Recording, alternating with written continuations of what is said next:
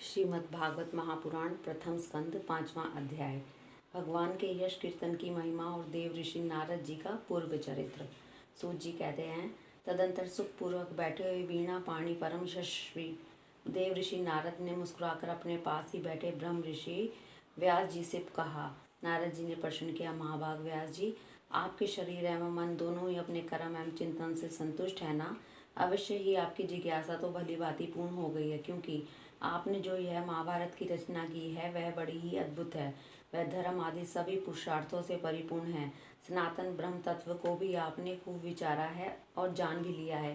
फिर भी प्रभु आप अकृतार्थ पुरुष के समान अपने विषय में शोक क्यों कर रहे हैं?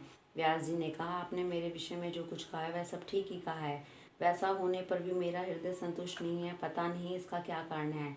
आपका ज्ञान अगाध है। आप साक्षात ब्रह्मा जी के मानस पुत्र हैं, इसलिए मैं आपसे ही इसका कारण पूछता हूँ। नारद जी, आप समस्त गोपनीय रहस्यों को जानते हैं, क्योंकि आपने उन पुराण पुरुष की उपासना की है जो प्रकृति पुरुष दोनों के स्वामी और असंग रहते हुए भी अपने संकल्प मात्र से गुणों के द्वारा संसार की सृष्टि स्थिति और प्रलय करते रहते हैं।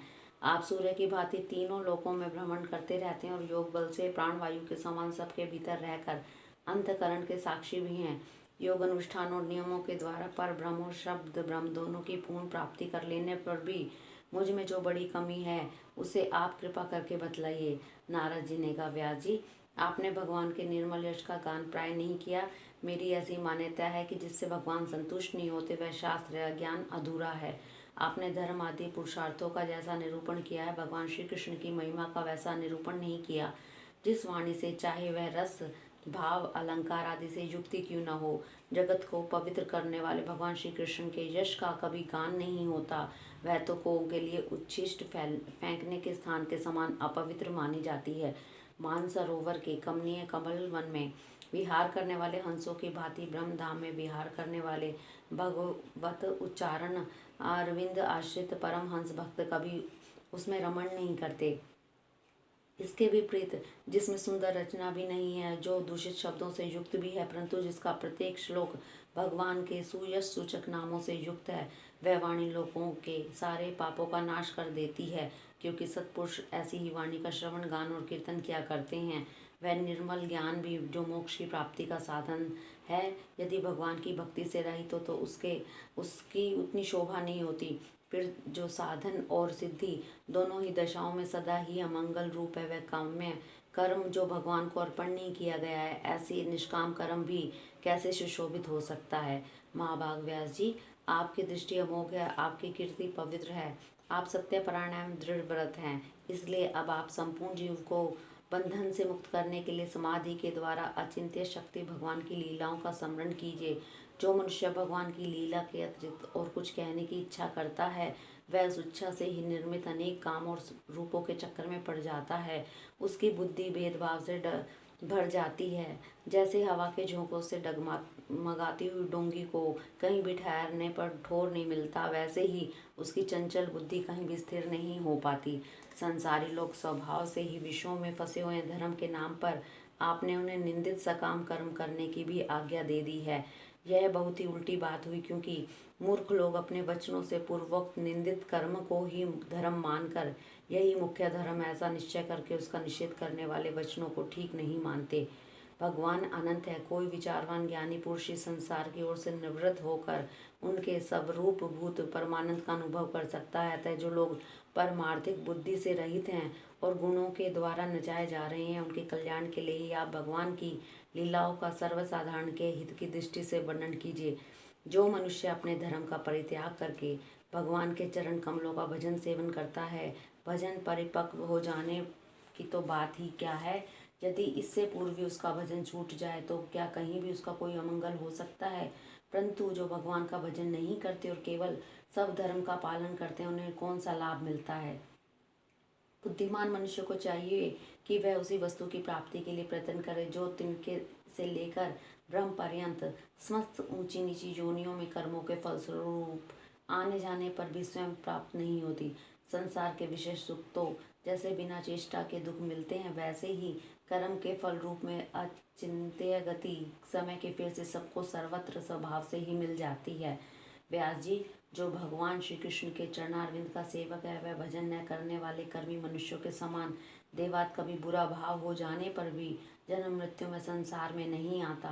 वह भगवान के चरण कमलों के आलिंगन का स्मरण करके फिर उसे छोड़ना नहीं चाहता। उसे रस का चस्का लग चुका है, जिससे जगत की उत्पत्ति स्थिति और प्रलय होते हैं। वे भगवान ही इस विश्व के रूप में भी हैं।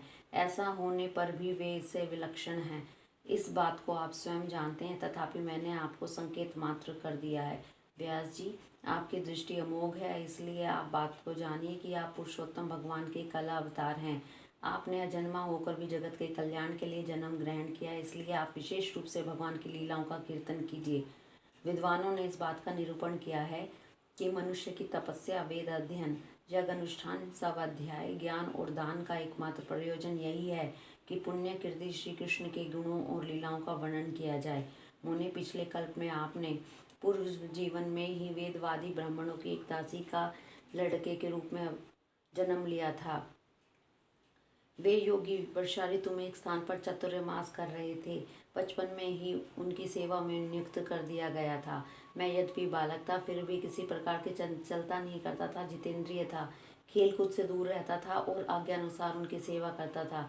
मैं बोलता भी बहुत कम था। मेरे शील स्वभाव को देखकर समदर्शी मुनियों ने मुझ सेवक पर अत्यंत अनुग्रह किया। उनकी अनुमति प्राप्त करके बर्तनों में लगा हुआ जूठन मैंने एक बार खा लिया। इससे मेरे सारे पाप धुल गए। इस प्रकार उनकी सेवा करते करते मेरा हृदय शुद्ध हो गया। वे लोग जैसा भजन पूजन करते थे उसी में मेरी भी रुचि हो गई। प्यारे व्यास जी, उस सत्संग में उन लीला गान परायण महात्माओं के अनुग्रह से मैं प्रतिदिन श्री कृष्ण की मनोहर कथाएं सुनना करता। श्रद्धा पूर्वक एक एक पद श्रवण करते करते प्रिय कीर्ति भगवान में मेरी रुचि हो गई। महामुने, जब भगवान में मेरी रुचि हो गई तब उन मनोहर कीर्ति प्रभु ने मेरी बुद्धि भी निश्चल हो गई। उस समय मैं संपूर्ण सत और असत रूप जगत को अपने पर ब्रह्म स्वरूप आत्मा में माया से कल्पित देखने लगा। इस प्रकार शरद और वर्षा, इन दो ऋतुओं में तीनों समय उन महात्मा मुनियों ने हरि कीर्तन के निर्मल यश का संकीर्तन किया और मैं प्रेम से प्रत्येक बात सुनता रहता। अब चित्त के रजोगुण और तमगुण को नाश करने वाली भक्ति का मेरे हृदय में प्रादुर्भाव हो गया। मैं उनका बड़ा ही अनुरागी था, विनयी था। उन लोगों की सेवा से मेरे पाप नष्ट हो चुके थे। मेरे हृदय में श्रद्धा थी, इंद्रियों में संयम एवं शरीर, वाणी और मन में उनका आज्ञाकारी था। उन 3 वत्सल महात्माओं ने जाते समय कृपा करके मुझे उस गुह्यतम ज्ञान का उपदेश दिया, जिसका उपदेश स्वयं भगवान ने अपने श्रीमुख से किया है। उस उपदेश से ही जगत के निर्माता भगवान श्री कृष्ण की माया के प्रभाव को मैं जान सका, जिसके जान लेने पर उनके परम पद की प्राप्ति हो जाती है। सत्य संकल्प व्यास जी, पुरुषोत्तम भगवान श्री कृष्ण के प्रति समस्त कर्मों को समर्पित कर देना ही संसार के तीनों तापों की एकमात्र औषधि है। यह बात मैंने आपको बतला दी है। प्राणियों में जिस पदार्थ के सेवन से जो रोग हो जाता है, वही पदार्थ चिकित्सा विधि के अनुसार प्रयोग करने पर उस रोग को दूर नहीं करता। इस प्रकार यद्यपि सभी कर्म मनुष्यों को जन्म मृत्यु रूप संसार के चक्र में डालने वाले हैं, तथापि जब वे भगवान को समर्पित कर दिए जाते हैं तब उनका कर्मपना भी नष्ट हो जाता है। इस लोक में जो शास्त्र विहित कर्म भगवान की प्रसन्नता के लिए किए जाते हैं, उन्हीं से पराभक्ति युक्त ज्ञान की प्राप्ति होती है। उस भगवदर्थ कर्म के मार्ग में भगवान के आज्ञा अनुसार आचरण करते हुए लोग बार बार भगवान श्री कृष्ण के गुण और नामों का कीर्तन तथा स्मरण करते हैं। प्रभु, आप भगवान श्री वासुदेव को नमस्कार है, हम आपका ध्यान करते हैं। प्रद्युमन, अनिरुद्ध और संकर्षण को भी नमस्कार है। इस प्रकार जो पुरुष चतुर्विभु रूपी भगवान मूर्तियों के नाम द्वारा प्राकृतिक मूर्ति रहित अप्राकृतिक मंत्र मूर्ति भगवान यज्ञ पुरुष का पूजन करता है, उसी का ज्ञान पूर्ण एवं यथार्थ है। ब्राह्मण, जब मैंने भगवान की आज्ञा का इस प्रकार पालन किया, तब इस बात को जानकर भगवान श्री कृष्ण ने मुझे आत्मज्ञान, ऐश्वर्य और अपनी भाव रूपा प्रेम भक्ति का दान किया। व्यास जी, इसका ज्ञान, आपका ज्ञान पूर्ण है। आप भगवान की ही कीर्ति का, उनकी प्रेममयी लीला का वर्णन कीजिए। उसी से बड़े बड़े ज्ञानियों की भी जिज्ञासा पूर्ण होती है। जो लोग दुखों के द्वारा बार बार रोंदे जा रहे हैं, उनके दुख की शांति इसी से हो सकती है और कोई उपाय नहीं है। हरि ओम तत्सत।